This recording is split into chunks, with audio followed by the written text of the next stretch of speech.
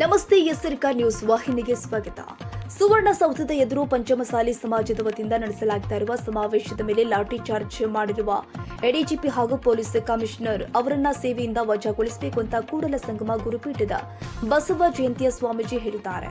ಬೆಳಗಾವಿಯ ರಾಣಿ ಚೆನ್ನಮ್ಮ ವೃತ್ತದಲ್ಲಿ ಮಾಧ್ಯಮಗಾರರೊಂದಿಗೆ ಮಾತನಾಡಿದರು.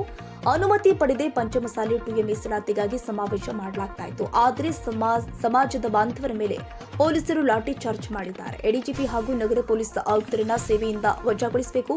ಅಮಾಯಕರನ್ನ ಬಂಧಿಸಿರುವ ಪೊಲೀಸರು ಕೂಡಲೇ ಅವರನ್ನ ಬಿಡುಗಡೆಗೊಳಿಸಬೇಕು ಅಂತ ಆಗ್ರಹಿಸಿದರು. ಸರ್ಕಾರದ ಪರವಾಗಿ 3 ಜನ ಸಚಿವರು ಬಂದಂತ ಸಚಿವರು ನಮ್ಮ ಹೋರಾಟಕ್ಕೆ ಪರಿಹಾರವನ್ನ ಕಂಡುಕೊಳ್ಳುವಂತ ಅಥವಾ ನಮ್ಮ ಹೋರಾಟಕ್ಕೆ ಬೆಂಬಲಿಸುವಂತ ಮಾತನಾಡಲಿಲ್ಲ. ನಿಮ್ಮ ಅಭಿಪ್ರಾಯ ಕೇಳಕ್ ಬಂದ ಸ್ವಾಮೀಜಿ ಅಂತ ಮಾತನ್ನು ಸಚಿವರು ಹೇಳಿದ್ರು.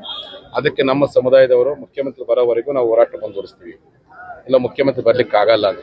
ಆಗ ನಾವು ಇದ್ದಲ್ಲೇ ನಾವು ಹೋಗ್ತೀವಿ ಅಂತ ನಾವೆಲ್ಲರೂ ಎಡ್ಕೊಳ್ತಾ ಶಾಂತಿಯಿಂದ ಹೋರಾಟ ಮಾಡಕ್ ಬಂದ್ವಿ. ಆದ್ರೆ ಇಲ್ಲಿರ್ತಕ್ಕಂಥ ಎಡಿಜಿಪಿ, ಇಲ್ಲಿರ್ತಕ್ಕಂಥ ಪೊಲೀಸ್ ಕಮಿಷನರು ತನ್ನ ಕುತಂತ್ರ ಬುದ್ಧಿಯಿಂದ ಅದೇನು ಮುಖ್ಯಮಂತ್ರಿಗಳು ಅವ್ರು ಹೇಳಿ ಮಾಡಿಸಾರೋ ಅಥವಾ ತನ್ನ ಸ್ವಾರ್ಥ ಬುದ್ಧಿ ಮಾಡಿ ಬರ್ತಾರೋ, ಒಟ್ಟಾರೆ ಲಿಂಗಾಯತರ ಹೋರಾಟವನ್ನ ಹತ್ತಿಕ್ಕುವಂತ ಷಡ್ಯಂತ್ರ ಸುಮಾರು ದಿನಗಳಿಂದ ಪ್ಲಾನ್ ಮಾಡಿದ್ರು. ಹಾಗಾಗಿನೇ 15 ದಿವಸಗಳಿಂದ ನಮ್ಮ ಸಮುದಾಯದ ಪ್ರತಿಯೊಬ್ಬ ಪದಾಧಿಕಾರಿಗಳ ಮೇಲೆ ಕೇಸ್ ಮಾಡ್ತು ಗೆದಿಸುವಂಥದ್ದು, ಬೆದರಿಸುವಂಥದ್ದು, ಅವರ ನಂಬರ್ಗಳನ್ನು ಬರ್ಕೊಳ್ಳುವಂತ ಮೆಂಟಲ್ ಅರೆಸ್ಟ್ಮೆಂಟ್ ಮಾಡೋ ಪ್ರಯತ್ನ ಮಾಡಿದ್ರು. ಅದಕ್ಕೂ ನಮ್ಮ ಜನಕ್ಕೆ ಹೋಗ್ಲಿಲ್ಲ. ಕೊನೆಗೆ ನಮ್ಮ ಟ್ಯಾಕ್ಟರ್ಗಳನ್ನ ಸೀಜ್ ಮಾಡ್ತಿದ್ದೀರಿ ಸರ್, ಅದಕ್ಕೂ ನಮ್ಮ ಜನ ಬರಲಿಲ್ಲ. ಕೊನೆಗೆ ನಮ್ಮ ಕ್ರೂಸರ್ಗಳನ್ನ ನಿರ್ಬಂಧ ಮಾಡ್ತಿರುವಂಥದ್ದು, ಅದಕ್ಕೂ ನಮ್ಮ ಜನ ಯಾವ ಕಾರಣಕ್ಕೆ ಅಂಜಲಿಲ್ಲ.